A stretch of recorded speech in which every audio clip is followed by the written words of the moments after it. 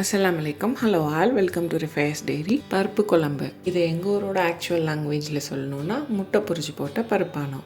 இந்த பருப்பு குழம்பு ஒயிட் ரைஸுக்கு நல்லாயிருக்கும், ஆனால் ராகி களி கூட சேர்ந்து சாப்பிட்டிங்கன்னா செம்ம டேஸ்ட்டாக இருக்கும். இது ஒயிட் ரைஸ் கூட செய்கிறாங்களோ இல்லையோ, கண்டிப்பாக கேப்பக்களி கூட செஞ்சுருவாங்க. கேப்பக்களியும் பருப்பானமும் ஒரு பெஸ்ட்டு காம்பினேஷன். இது எப்படி செய்கிறதுன்னு பார்க்கலாம். இது செய்கிறதுக்கு 8லேருந்து 10 சின்ன வெங்காயம், நான் எடுத்திருக்க வெங்காயம் பெருசாக இருக்கிறதுனால நான் 8 எடுத்திருக்கேன். 2 சின்ன தக்காளி, நீங்கள் மீடியம் சைஸில் எடுக்கிறீங்கன்னா 1.5 தக்காளி எடுத்துக்கோங்க, பெருசாக எடுக்கிறீங்கன்னா 1 தக்காளி எடுத்துக்கோங்க. இது கூடவே நெல்லிக்காய் சைஸில் புளி எடுத்திருக்கேன். எடுத்திருக்க வெங்காயத்தை இந்த மாதிரி நீளமாக கட் பண்ணிக்கணும். அதே மாதிரி தக்காளியை ரஃபாக சாப் பண்ணி வச்சுக்கிட்டா போதும். இப்போ எடுத்திருக்க புளியை ஒரு பாத்திரத்தில் சேர்த்துட்டு அதுக்கு தேவையான அளவு தண்ணி சேர்த்து இது ஊற வச்சுக்கலாம். இது நல்லா ஊறினதுக்கப்புறம் இதை கரைச்சி எடுத்துக்கணும். இன்னொரு பவுலில் இந்த குழம்புக்கு தேவையான அளவு குழம்பு மிளகாய் தூள் எடுத்துக்கலாம். நான் 1 டேபிள் ஸ்பூன் எடுத்திருக்கேன்.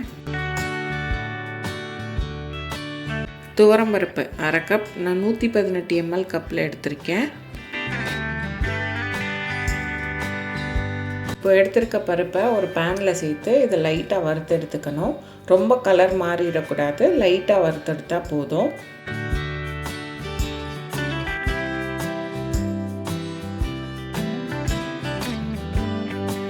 பருப்பை வறுத்துட்ருக்கும் போதே ஒரு நல்ல மணம் வரும். அது வந்ததுக்கப்புறம் ஒரு 30 செகண்ட் வறுத்திங்கன்னா இந்த மாதிரி கலர் மாறி வரும்.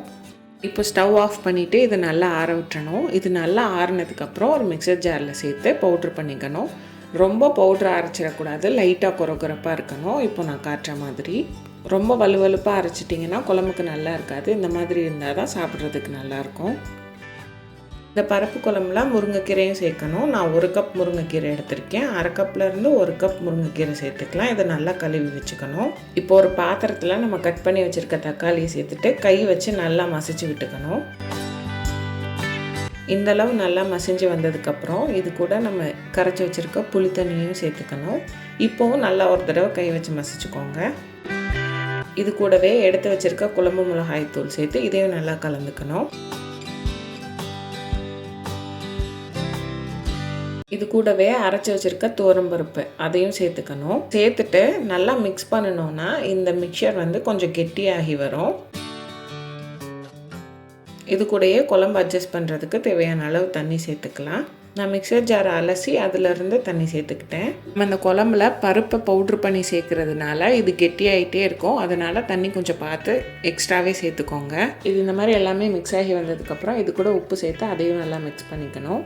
இப்போ ஒரு கடாயில் 1 டேபிள் ஸ்பூன் எண்ணெய் சேர்த்துருக்கேன். எண்ணெய் நல்லா சூடானதுக்கப்புறம் நம்ம கட் பண்ணி வச்சுருக்க வெங்காயம் சேர்த்து, வெங்காயம் கலர் மாறக்கூடாது, லைட்டாக வதங்கி வந்துச்சுனாலே போதும். வெங்காயம் சேர்த்து வெங்காயம் லைட்டாக வதங்கினதுக்கப்புறம் நீங்கள் இது கூடயே கொஞ்சமாக மிளகாய் தூளும் மஞ்சள் தூளும் சேர்த்துக்கலாம். எனக்கு குழம்பு மிளகாய் தூளே கரெக்டாக இருக்கும், அதனால நான் சேர்க்கலை. வெங்காயம் இந்த மாதிரி வதங்கி வந்ததுக்கப்புறம் இது கூட நம்ம கரைச்சி வச்சுருக்க மிக்சரையும் சேர்த்துக்கலாம். நம்ம கலந்து வச்சுருந்ததை சேர்த்ததுக்கப்புறம் கொஞ்சம் நேரம் வெயிட் பண்ணோன்னா இது கொதிச்சு வரும். இப்போ நீங்கள் உப்பு செக் பண்ணி பார்த்துட்டு தேவைன்னா போட்டுக்கலாம்.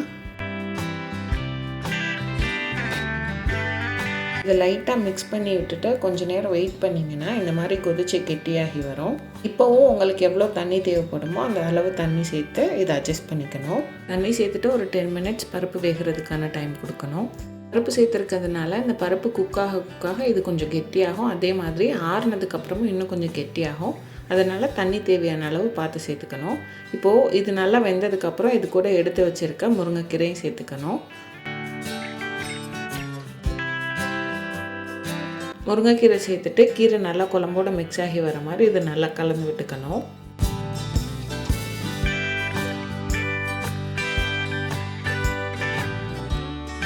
கீரை நல்லா குழம்போட மிக்ஸ் ஆனதுக்கப்புறம் லைட்டாக மூடி போட்டு ஒரு 10 நிமிஷம் கீரை வேகிறதுக்கு விடணும். கீரை குக் ஆகிட்டு இருக்கும்போதே இது கூட சேர்க்குறதுக்கு மசாலா ஆம்லேட் ரெடி பண்ணிக்கலாம். அதுக்கு ஒரு 20 சின்ன வெங்காயம் இந்த மாதிரி நீளமாக சின்னதாக கட் பண்ணி வச்சுருக்கேன். கூடயே ஒரு பச்சை மிளகா, 1/2 டீஸ்பூன் மிளகாய் தூள், 3 முட்டை எடுத்திருக்கேன், அதுக்கு தேவையான அளவு உப்பு, 1/4 டீஸ்பூன் மஞ்சள் தூள். இது கூடயே எடுத்திருக்க 3 முட்டையும் சேர்த்து இதை நல்லா பீட் பண்ணி வச்சுக்கணும். பீட் பண்ண ஸ்டார்ட் பண்ணும்போது முட்டையோட அந்த மசாலா வெங்காயம் எல்லாம் லைட்டாக கலக்கிற மாதிரி லைட்டாக ஸ்டார்ட் பண்ணி அதுக்கப்புறம் நல்லா ஃபோர்ஸ் கொடுத்து பீட் பண்ணிக்கணும். இந்த அளவு நல்லா பீட் பண்ணி எடுத்துக்கணும். இப்போ ஒரு பாத்திரத்தில் ஆம்லேட் போடுறதுக்கு தேவையான அளவு எண்ணெய் சேர்த்துட்டு நம்ம மிக்ஸ் பண்ணி வச்சுருக்கிறதுலேருந்து கொஞ்சம் கொஞ்சமாக சேர்த்து ஆம்லேட் போட்டு எடுத்துக்கணும். நான் இதே மாதிரி 3 ஆம்லேட் போட்டு எடுத்துக்கிட்டேன். இது எல்லாத்தையும் சேர்த்துட்டு கொஞ்சம் டைம் கொடுத்திங்கன்னா ஒரு சைடு வெந்து வரும். இது நல்லா வெந்ததுக்கப்புறம் இன்னொரு சைடு திருப்பி போட்டு எடுத்துக்கணும். ஆம்லேட் போட்டு எடுக்கிறதுக்கும் அங்கே கீரை சேர்த்த குழம்பு வெந்து வர்றதுக்கும் கரெக்டாக இருக்கும். ஆம்லேட் எல்லாம் போட்டதுக்கப்புறம் எடுத்து இந்த மாதிரி குழம்புக்கு மேலே ஃபஸ்ட்டு வச்சுட்டு அதுக்கப்புறம் கொஞ்சம் கொஞ்சமாக குழம்பு எடுத்து மேலே ஊற்றி ஆம்லேட்டை ஃபுல்லாக குழம்புல டிப் பண்ணி எடுத்துக்கணும். இதே மாதிரி நான் ரெடி பண்ணியிருக்க 3 ஆம்லேட்டையும் பண்ணிக்கிட்டேன்.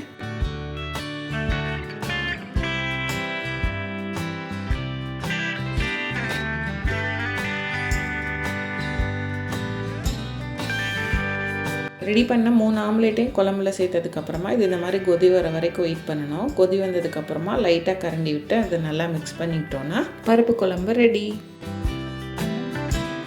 ஒரு பவுலில் ராகி களி வச்சு அதை இந்த மாதிரி கவுத்தி போட்டுட்டு இதுக்கு மேலே நம்ம செஞ்சுருக்க பருப்பு குழம்பு சேர்த்து அதுக்கு மேலே ஒரு பீஸ் ஆம்லேட்டையும் வச்சு எடுத்து சாப்பிட்டு பார்த்தீங்கன்னா செம்ம டேஸ்ட்டாக இருக்கும். கண்டிப்பாக ட்ரை பண்ணி பாருங்கள். ட்ரை பண்ணிவிட்டு எப்படி இருக்குன்னு கமெண்ட்ஸில் சொல்லுங்கள். இந்த வீடியோ பிடிச்சிருந்தா ரிஃபைஸ் டெய்ரிக்கு லைக் பண்ணுங்கள், சப்ஸ்கிரைப் பண்ணுங்கள், ஷேர் பண்ணுங்கள்.